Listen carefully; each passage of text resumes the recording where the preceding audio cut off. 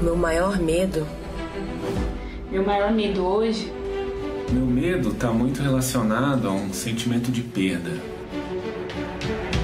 É algum parente ficar muito doente, ser internado e eu ser impedido de fazer qualquer coisa, ajudar de qualquer forma e não conseguir fazer nada para ajudar. Eu tenho medo de uma guerra civil decorrente da crise econômica que o vírus trouxe. Eu tenho medo do aumento nos casos de depressão e suicídio em decorrência dos tempos difíceis que estamos vivendo. É o medo de não conseguir controlar o meu próprio medo. O medo que me paralisa e que me congela. Essa situação toda tem causado muito pânico e principalmente insegurança.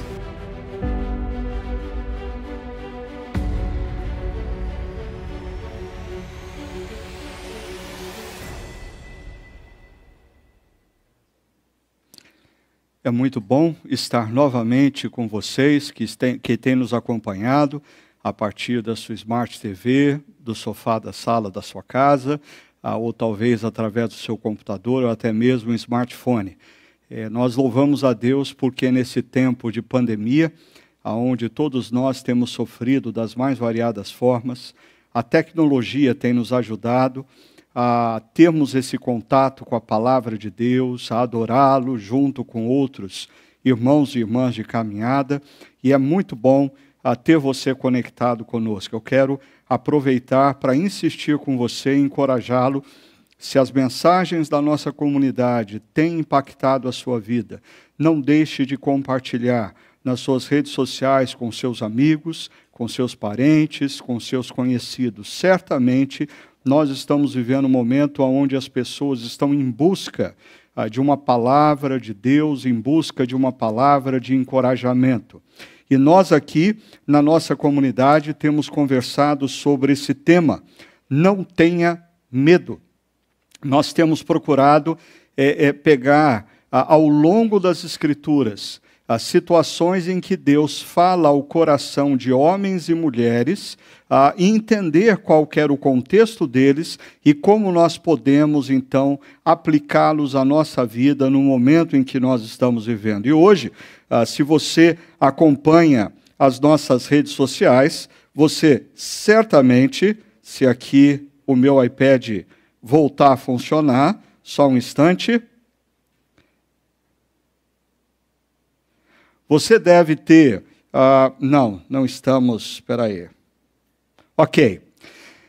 Você deve ter acompanhado nas redes sociais o momento em que nós postamos o vídeo falando sobre tudo o que tem acontecido no nosso contexto atual e o quanto esses acontecimentos geram uma indagação no coração das pessoas. Será que nós estamos no fim? Será que o que nós estamos vendo diz respeito ao Apocalipse? Bom, se você está meio desligado e desconectado, porque tem gente que optou por não assistir noticiário, não ler jornal nesses dias, ou seja, optou pela tática avestruz, botar a cabeça num buraco e esperar tudo passar. Então, deixa eu recapitular para vocês o que a gente tem assistido. Primeiro, nós estamos no meio de uma pandemia, uma verdadeira praga que tem dizimado milhares de pessoas, são mais de 650 mil pessoas que já perderam a sua vida no mundo. Além disso, nós estamos aí acompanhando no sul do nosso continente sul-americano uma outra praga, uma nuvem de gafanhotos que já invadiu o Uruguai, passou pela Argentina, Paraguai e ameaça chegar no Rio Grande do Sul e Santa Catarina. Na verdade, essa praga não alcançou o sul do país, porque uma outra coisa aconteceu no sul do país há 2 semanas atrás, um ciclone bomba, que gerou vítimas, destruiu residências, abalou a estrutura de inúmeras cidades. Paralelamente, no hemisfério norte, nós estávamos acompanhando essa nuvem de poeira. Eu cresci ouvindo acerca de poeira em alto mar como uma brincadeira, e de repente agora, como velho, eu descubro que existe poeira em alto mar, e a poeira atravessa os oceanos e atinge cidades. E toda essa situação gerada pela Covid-19, dizem os especialistas, tem impactado tão grandemente a economia do mundo que estima-se que 70 a 100 milhões de pessoas vão ser deslocados para baixo da linha da pobreza, ou seja, de 70 a 100 milhões de pessoas no mundo vão ser incluídas na faixa de que nós chamamos de extrema pobreza. Pessoas que vivem com menos de $1,25 diariamente, o que dá menos de R$200 todo mês. Nós vamos ter um acréscimo de 70 a 100 milhões de pessoas em extrema pobreza. E, em meio a tudo isso, em meio à pandemia, em meio à crise econômica, sofrimento, dor, famílias perdendo entes queridos e amigos, a corrupção corre solta. É impressionante como existem pessoas que têm a capacidade, num momento de dor e sofrimento como nós estamos vivendo, ainda buscar o seu próprio interesse, desviando verbas públicas que deveriam ir para a saúde, que deveria atender pessoas carentes. Essas pessoas movidas pelas intenções mais egoístas desviam essas verbas para o seu próprio enriquecimento. Nós assistimos também nas últimas semanas a intensificação dos conflitos nas ruas através de manifestações que deram início nos Estados Unidos, reivindicando a igualdade de direito das pessoas e a violência, ou contra a violência policial, o que também gerou mais tensões nas nossas vidas. E nessa última semana emergiram os rumores de guerra. Os Estados Unidos e a China entraram explicitamente num conflito, embaixadas foram fechadas, e uma ameaça emerge no horizonte. Seria tudo isso, como nós dissemos, sinal de que o final está chegando? Seriam estes os sinais do Apocalipse? Eu acho que a gente precisa ter muita calma para responder essa pergunta. Primeiro, levantando um outro questionamento. Afinal de contas, por que o livro de Apocalipse foi escrito e por que nós temos o livro de Apocalipse no cânon das Escrituras? Acompanhe comigo. Primeiro, o livro de Apocalipse nos é escrito para que nós tenhamos uma convicção. Existe algo profundamente errado no mundo.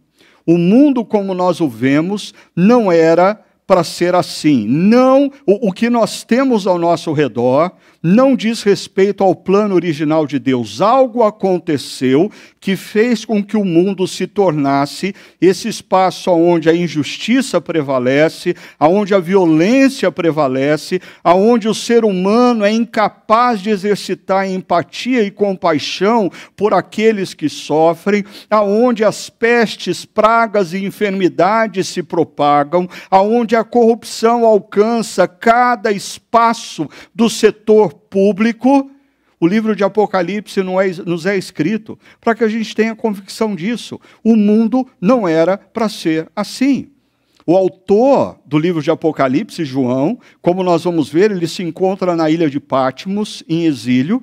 Por quê? Porque ele faz parte da comunidade cristã do primeiro século, e essa comunidade cristã está sendo perseguida por um império poderosíssimo, um império que propaga a idolatria por todos os cantos, um império que impõe o seu regime na base da força, massacrando outros povos e intimidando, inclusive, minorias como o cristianismo no primeiro século.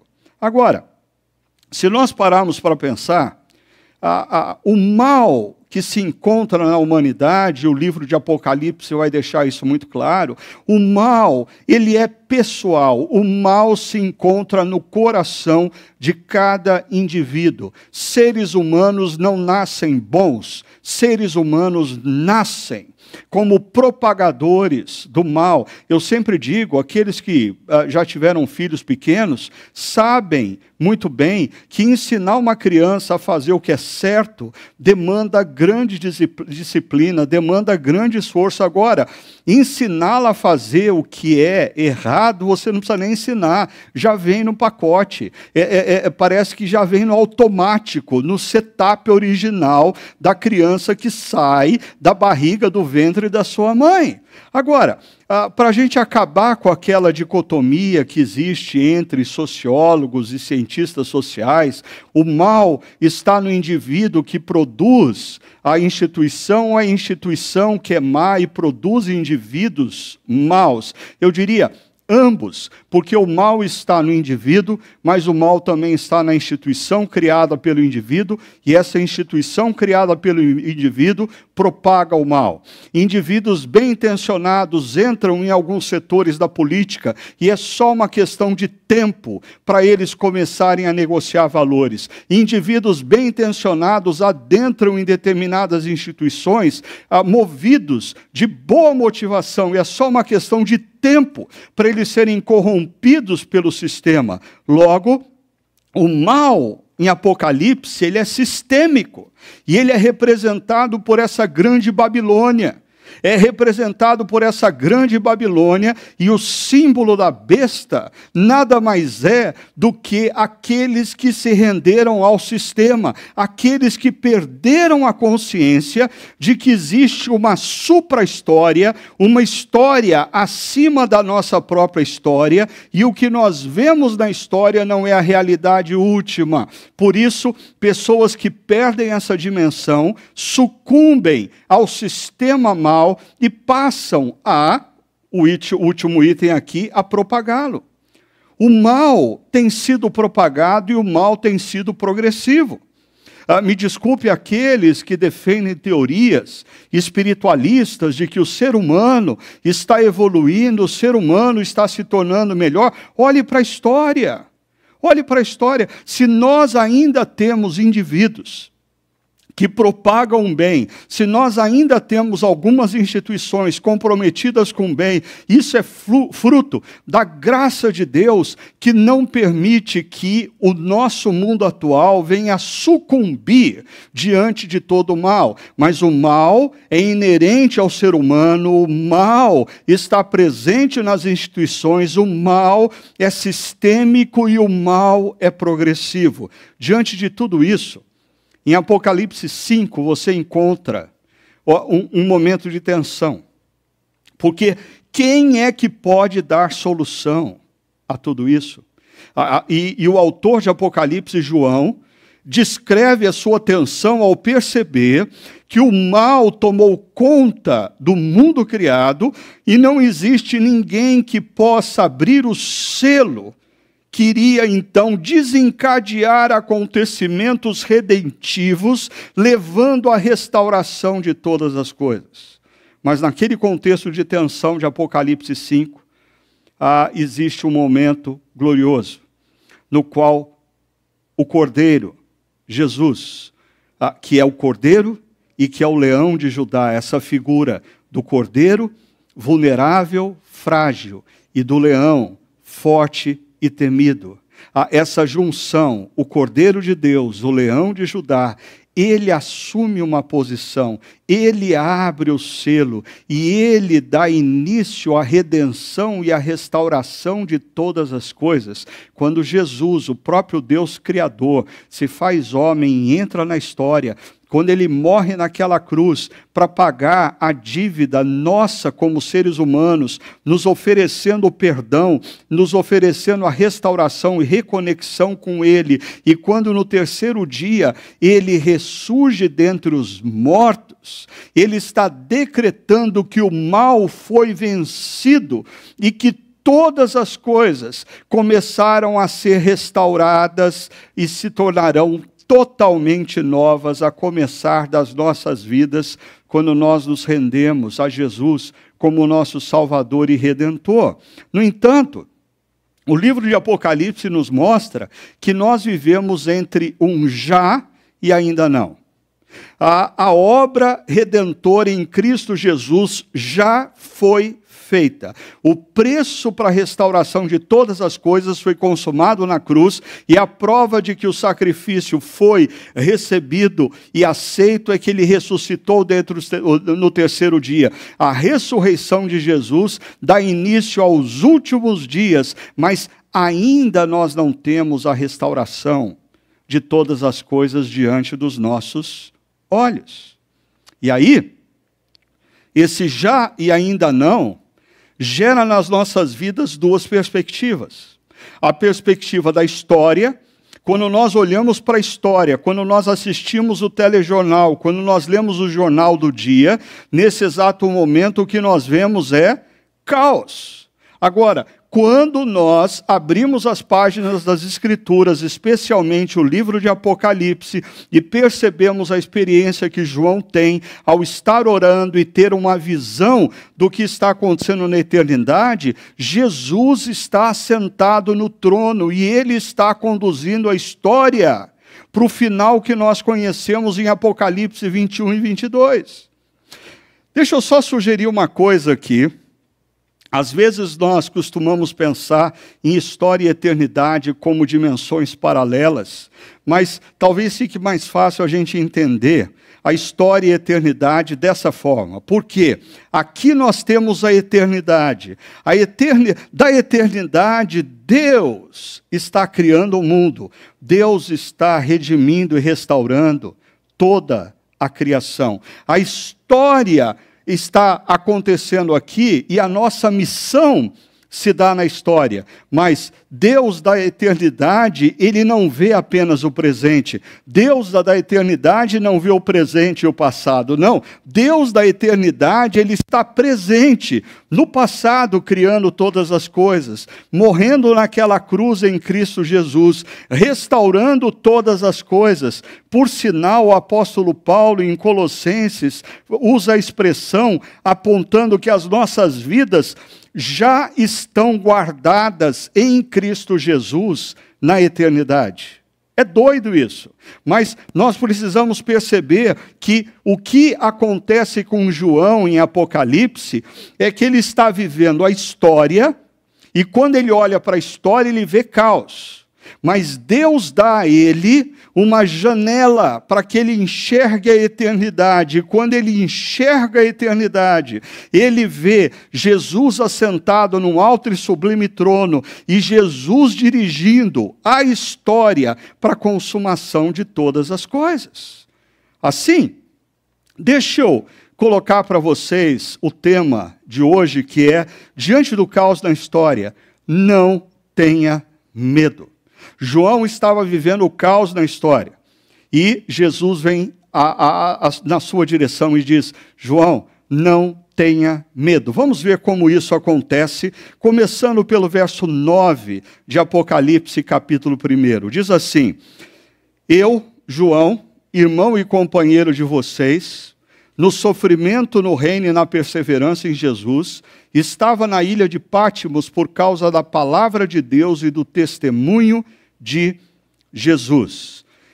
Eu queria chamar a sua atenção primeiro para essa expressão, irmão e companheiro de vocês. João está vivendo entre o já e o ainda não. João, assim como nós, está vivendo na história onde o caos parece dominar e ele tem a oportunidade, em oração e contemplação, enxergar o que se passa na eternidade. No entanto, como que João vive entre o já e o ainda não? Eu diria, em primeiro lugar, percebendo a importância das amizades ao longo da missão. Nós, como igreja, estamos em missão na história. Mas enquanto nós fazemos missão, nós fazemos amizades, principalmente com aqueles que vão estar conosco por toda a eternidade. Para João, ter companheiros e ter amigos era importante em tempos de caos. Ontem, Deus foi muito bondoso para comigo, e eu tive uma experiência muito gostosa. um grupo de amigos e amigas da Igreja Presbiteriana de Pinheiros, onde eu participei, eu vivi a minha adolescência e juventude, um dos melhores momentos do meu despertamento espiritual, do meu chamado ao ministério. Alguém desse grupo começou a mobilizar todo mundo nas redes sociais, e ontem à noite nós tivemos um encontro com mais de 50 pessoas presentes se revendo. Alguns eu não via há 35 anos. E foi muito interessante olhar para a face desses meus queridos amigos e amigas de juventude e ouvi-los contando um pouco da caminhada, do que eles estavam passando. E no final do encontro, todos tinham uma convicção plena. Nós fizemos muitas coisas juntos no passado. Mas agora, passados 35 anos, tem gente que está no Japão, tem gente que está nos Estados Unidos, tem gente que está em Campinas, tem gente que está espalhado pelo Brasil. O que nos une é a amizade que foi criada em torno da missão que nós fazíamos juntos para a honra e para a glória de Deus. Recentemente, na nossa outra série, o Cara e o Corona, nós enfatizamos tanto acerca da importância de nós construirmos amizades e nutrirmos amizades. E na última reflexão dessa série, nós falamos um pouco sobre a crise de empatia que nós estamos vivendo, a dificuldade que nós estamos vivendo devido a N fatores, de perceber que o outro também está sofrendo, de perceber que o outro também está em dificuldade, de perceber que o outro também precisa de compreensão, de carinho e de afeto. Nesse contexto que nós estamos vivendo de pandemia, mais e mais é importante nós avaliarmos as nossas relações familiares, as nossas relações com os nossos amigos. Na medida que a pandemia se intensifica, na medida que o isolamento social se alonga, na medida em que o cansaço emocional vai tomando conta do nosso coração, nós nos tornamos mais e mais propensos a cometermos erros nos nossos relacionamentos, sejam nas palavras, sejam nas atitudes, se nós não tomarmos cuidado e não termos em mente a importância de nós, como discípulos de Jesus, num contexto caótico como nós estamos vivendo, de nós sermos promotores da paz e nutrirmos as nossas amizades, exercitando, praticando a empatia. A primeira coisa que eu queria destacar para vocês é acerca de como João vê como importante o companheirismo e a caminhada em meio ao caos. Mas uma segunda coisa que eu queria destacar para vocês, a segunda linha do verso 9 diz: no sofrimento, no reino e na perseverança em Jesus. É interessante João colocar sofrimento de um lado, perseverança do outro e o reino no meio. O que isso quer dizer para nós?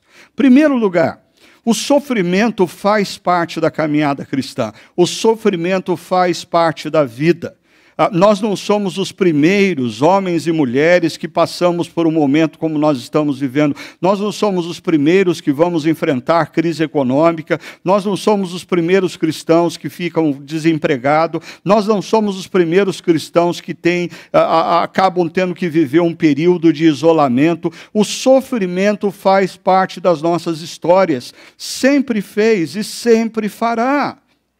É verdade que existe uma teoria pregada em muitas igrejas, uma teoria equivocada, uma teologia disfuncional, que fala de que aquele que está em Cristo não passa pelo sofrimento, pois olhe as Escrituras Sagradas e perceba a quantidade de homens e mulheres que vivem o sofrimento e são lapidados pelo sofrimento. Por sinal, o que nós encontramos recorrentemente nas Escrituras Sagradas não é uma promessa de que nós não vamos sofrer, mas é uma exortação de que nós devemos perseverar. Diante do sofrimento, nós precisamos perseverar. Diante da dor, nós precisamos exercitar a resiliência. E é interessante porque nós somos parte de uma geração que muitos psicólogos e sociólogos procuraram apontar antes da pandemia acerca da nossa baixa resistência a sofrimento, baixa resistência à dor. Nós somos uma geração que cresceu com analgésico. Qualquer dor física a gente já toma analgésico. Qualquer movimentação no nosso emocional, nós já buscamos um antidepressivo. Nós fomos desenvolvidos nessa cultura ocidental, avessos a todo e qualquer tipo de dor. E de repente vem uma pandemia, com a pandemia vem uma crise econômica, vem uma crise política, e nós estamos sendo desafiados a resistir. Nós estamos sendo desafiados a perseverar. Uma articulista da Folha de São Paulo, Vera Iaconelli, ela é psicóloga e doutora em psicologia pela Universidade de São Paulo. Ela escreveu um artigo essa semana que me chamou a atenção, intitulado "Sofrimento não é doença". E ela justamente, você pode achar depois esse artigo na internet, mas ela justamente coloca o fato de que ela está sofrendo com isolamento, porque ela não pode estar com seus entes queridos, ela está sofrendo porque ela gosta de viajar e ela não está podendo viajar, ela está sofrendo porque ela tem que ficar dentro de casa, ela está sofrendo porque ela tem que se relacionar com as pessoas através do mundo digital, ela está sofrendo com a nova rotina dentro de casa. Mas o fato de nós estarmos sofrendo não significa que nós estamos doentes. Eu acho interessante como algumas pessoas estão confundindo isso. Como algumas pessoas estão confundindo o fato de estarem sofrendo com enfermidade, seja ela física ou emocional. O sofrimento, ele faz parte da nossa história, o sofrimento faz parte da história de Deus nas nossas vidas. Através do sofrimento, Deus procura nos mover e nos incentivar. A perseverança, a resiliência, o caráter de Cristo vai sendo formado em nós na medida em que, através das adversidades e provações, nós damos as respostas corretas a essas dificuldades e provações. A diferença que esse momento de sofrimento vai fazer na sua vida depende grandemente da resposta que você der a esse momento de sofrimento. O quanto você vai crescer enquanto indivíduo, o quanto você vai amadurecer, o quanto você vai ganhar de experiência, o quanto você vai aprofundar relacionamentos com outras pessoas, depende grandemente de como você reage ao sofrimento.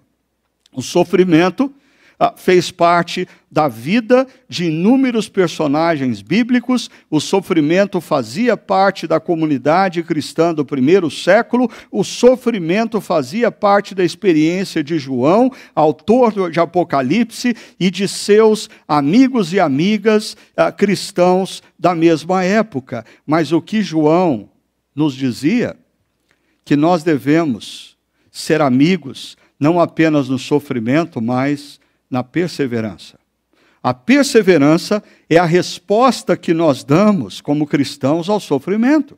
E o texto continua dizendo que João estava na ilha de Pátimos, uma ilha que ficava a cerca de 70 a 80 quilômetros da costa, principalmente ali na cidade de Éfeso. Agora, o que ele estava fazendo na ilha de Pátimos? O texto diz que ele estava lá por causa da palavra de Deus e do testemunho de Jesus, o que nos aponta para uma possível perseguição, um possível exílio. O autor do Apocalipse estava afastado, ele estava em isolamento, porque, bem possivelmente, porque ele era uma pessoa considerada perigosa para o sistema. Logo, o sistema não queria que ele estivesse conectado com outras pessoas. Aí a gente precisa entender um pouquinho a cultura da época. Me acompanha.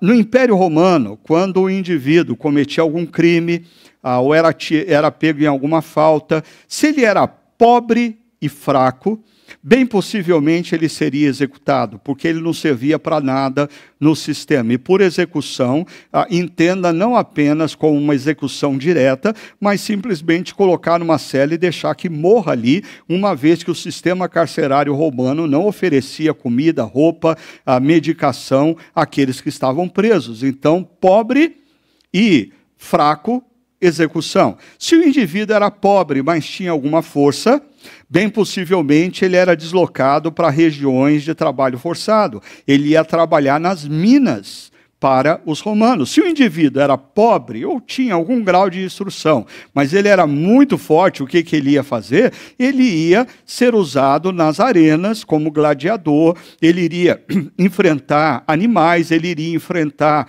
outros gladiadores para divertir os romanos. Agora, é interessante, se o indivíduo era influente, era conhecido por outros, mas era tido como alguém perigoso para o sistema, os romanos tinham o cuidado de simplesmente isolar esse indivíduo, porque matá-lo era fazer um mártir para o movimento. Então, eles decretavam que a pessoa teria que se exilar.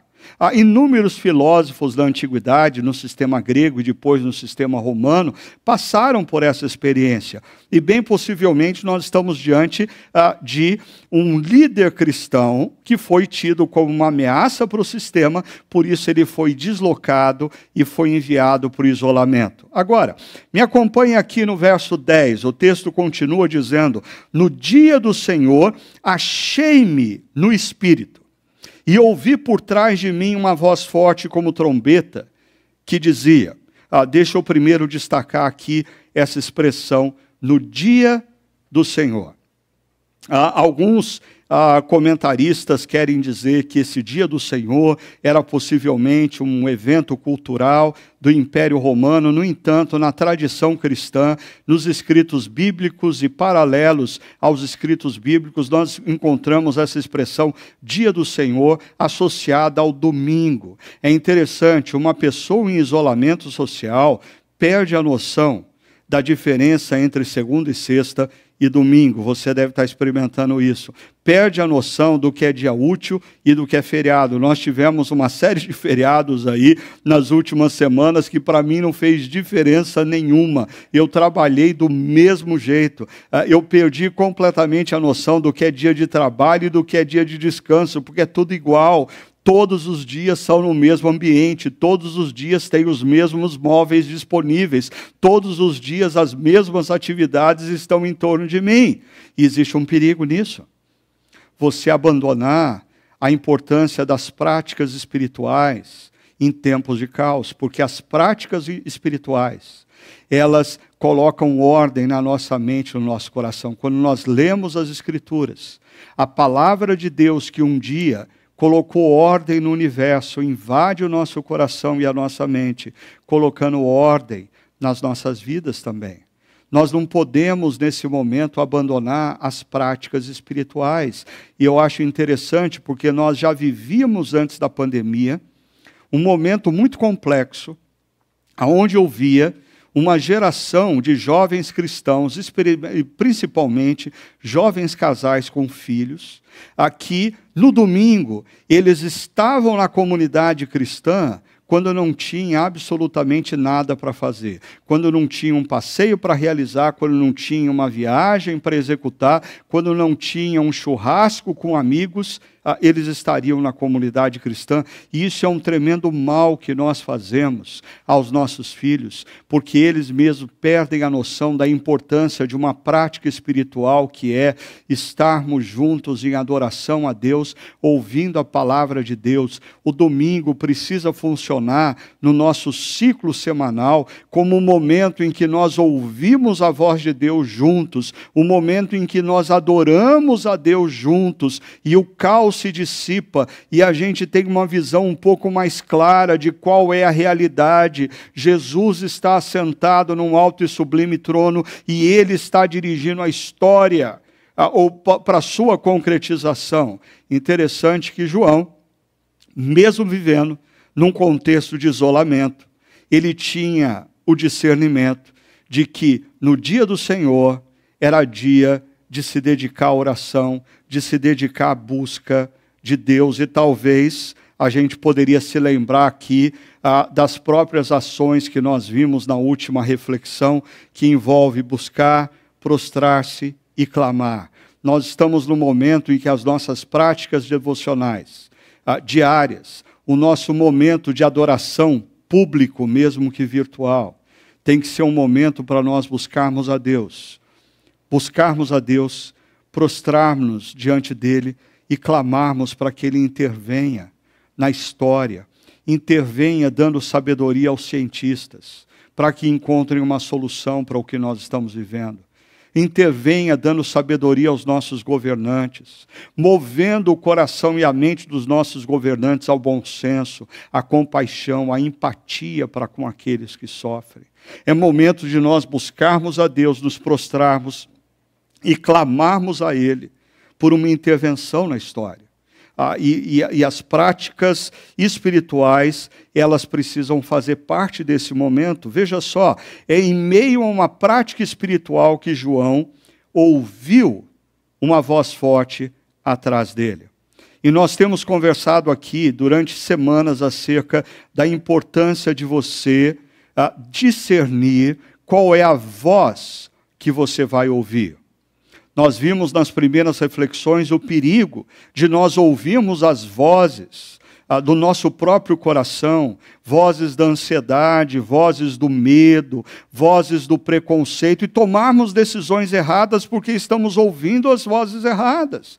Nós vimos também quando o povo de Israel no deserto escuta as vozes erradas, escuta a conversa de tenda, ao invés de ouvir o que Deus estava falando através do seu servo Moisés. E, consequentemente, aquele povo peregrinou por 40 anos. Na última reflexão, nós vimos que Jairo, ele é tentado a ouvir a voz da desesperança que diz para ele: pare de incomodar o mestre, a tua filha já morreu. Mas Jesus diz para ele: não, Jairo, não tenha medo, não tenha medo. Qual é a voz que você está ouvindo?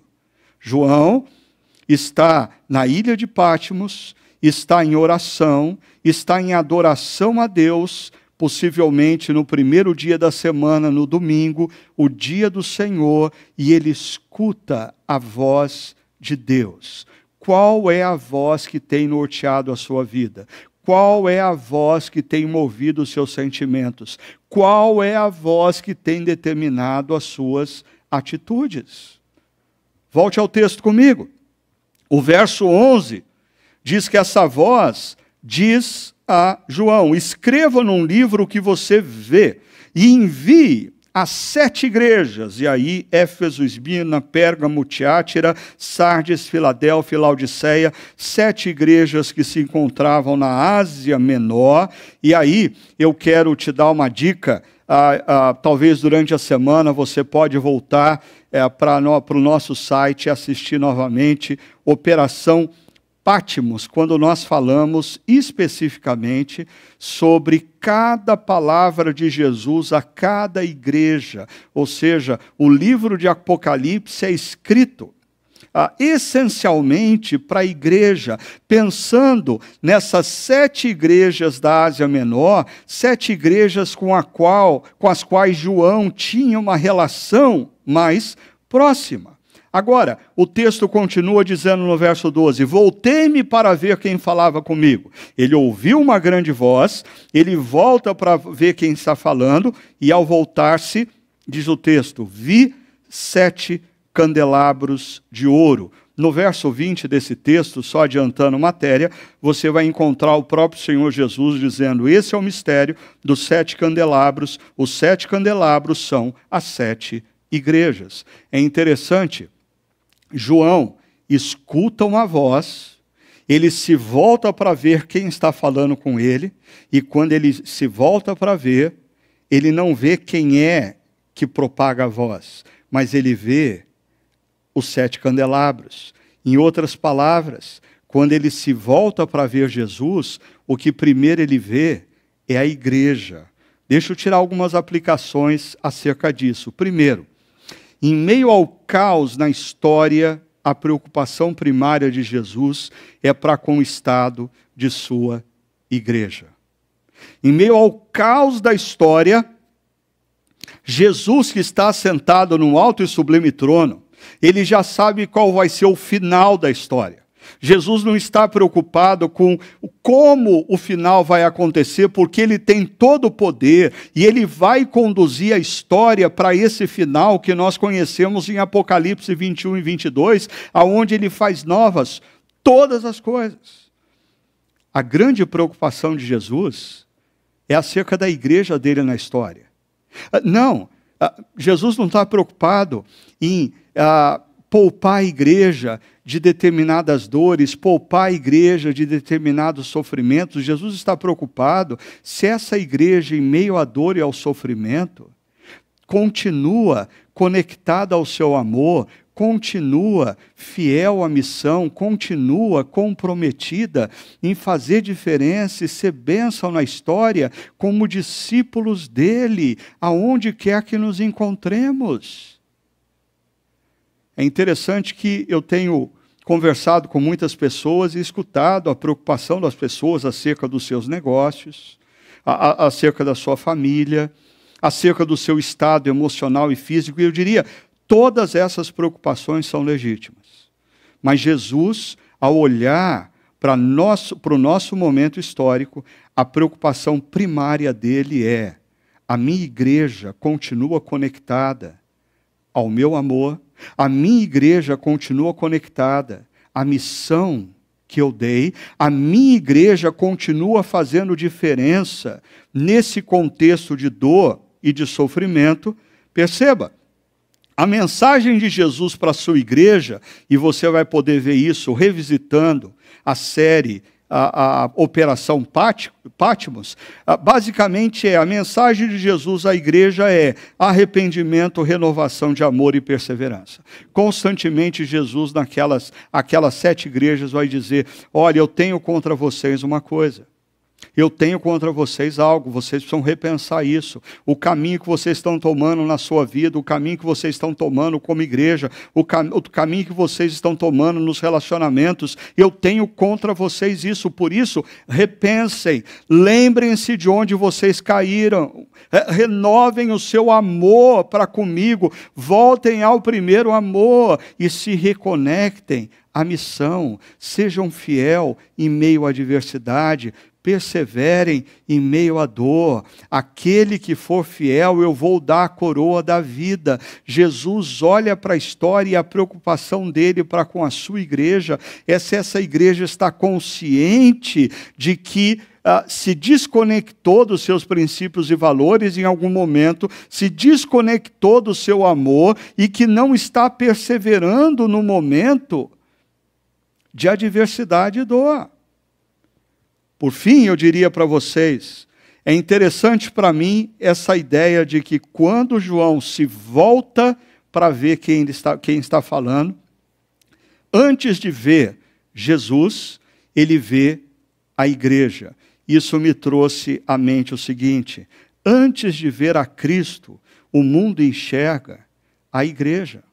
Antes do mundo conseguir identificar a voz de Jesus, o mundo está olhando para a igreja e percebendo como a igreja está se comportando nesse momento de adversidade.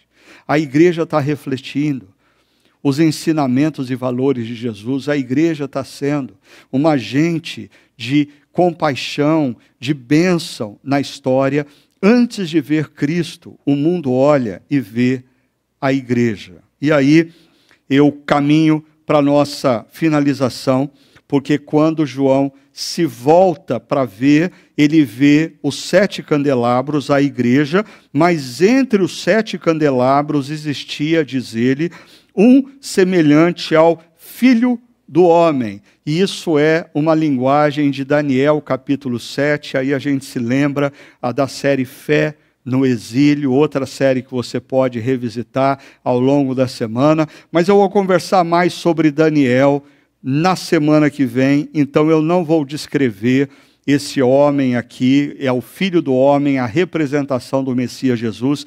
Eu quero caminhar para a última fala desse trecho que diz assim: quando eu vi, caí aos seus pés como morto. Então ele colocou sua mão direita sobre mim e disse: não tenha medo, eu sou o primeiro e o último. Não tenha medo, eu sou o primeiro e o último. Não tenha medo. A mesma voz que disse a Abraão: não tenha medo, disse a Jacó: não tenha medo, disse a Moisés e Josué: não tenha medo, ao povo no exílio babilônico: não tenham medo, a Jairo: não tenha medo. Vem agora a João na ilha de Patmos. João olha para a história e contempla o caos. Mas esse, que é o Jesus pós-ressurreição dentre os mortos, glorificado, assentado no seu alto e sublime trono, vem ao encontro de João, toca em João da mesma maneira como ele tocou na filha de na filha de Jairo, e gerou vida naquela menina. Jesus toca João e diz: não tenha medo. Não tenha medo, por quê? Porque eu sou o primeiro, eu sou aquele que criou os céus e a terra. Eu sou aquele que, quando tudo era caos, disse: haja luz, e houve luz. E eu sou o último. Eu sou aquele que tem o poder de fazer todas as coisas novas, como Jesus vai mostrar para João em Apocalipse 21 e 22. É claro que essa expressão faz a gente voltar para algo que nós temos procurado sempre enfatizar aqui na nossa comunidade, que é a importância de você enfrentar essa pandemia com uma visão correta, com a cosmovisão cristã. Deus criou todas as coisas e tudo era bom, segundo o texto, mas os seres humanos romperam com Deus Criador, e o mundo que nós temos pós-queda é um mundo disfuncional, mas o Deus Criador entrou na história na pessoa de Jesus e, com a sua morte e ressurreição, iniciou o processo de restauração de todas as coisas. Nós estamos vivendo entre Jesus e a nova criação. Existe algo de errado no nosso mundo atual. A pandemia da Covid-19 tem gerado mortes, crise econômica, desestabilização política, futuro incerto, medo e ansiedade. Mas qual é o nosso papel como discípulos de Jesus nessa missão? Nós somos enviados para, como representantes desse que faz as coisas novas, propagarmos vida, generosidade, paz, justiça e esperança. Consequentemente, no mundo dominado pela pandemia, sermos bênção e aguardarmos, sim, aquele que fará novas todas as coisas. Isso me faz lembrar de uma frase de Ariano Suassuna, que eu acho que é uma frase muito pertinente para esse momento histórico que nós estamos vivendo. Ariano Suassuna diz que o pessimista, ele é um chato, o otimista é um tolo. E ele diz: bom mesmo é nós sermos realistas esperançosos. Realistas esperançosos. Quando você olha esse quadro, você, como cristão, pode ser um realista esperançoso. Existe um problema que nós estamos enfrentando, mas nós conhecemos a solução final para todos os problemas que nos cercam. Por quê? Porque o nosso Jesus, a quem nós seguimos, ele vem e diz para nós: não tenham medo, porque eu sou o primeiro e eu sou o último. Eu sou aquele que criou todas as coisas do caos e tem o poder de fazer absolutamente todas as coisas novas. Não tenham medo. Assim, eu quero convidar você para refletir mais profundamente nessas palavras e, ao longo da semana, praticar algumas coisas. Primeiro, cultive e preserve amizades. Pratique a empatia. João começa o seu texto enfatizando a importância de amigos, a importância de companheiros. Eu sei, todos nós agora estamos reclamando de que os nossos amigos e companheiros não estão dando para a gente o que a gente gostaria de receber, mas que tal nós, como discípulos de Cristo, invertemos esse fluxo? A questão é se nós estamos sendo bons amigos e companheiros, nutrindo e cultivando amizade. Segundo, mantenha suas práticas espirituais.